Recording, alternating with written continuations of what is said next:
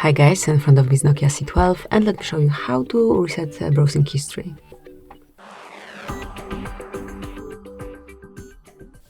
So if you want to clear your browsing data, you have to open the browser that you're using, then tap on More icon and select History.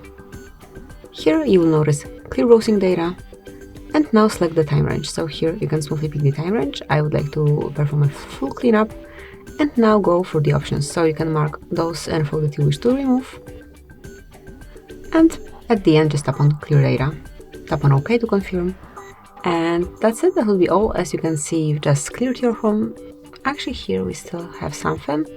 So let me do it one more time. Okay, so we've got past hour only. I wanted to mark all time, clear data. Okay, so that's it. This is how it should look like once you remove everything. Thank you for watching, please subscribe our channel and leave the thumbs up.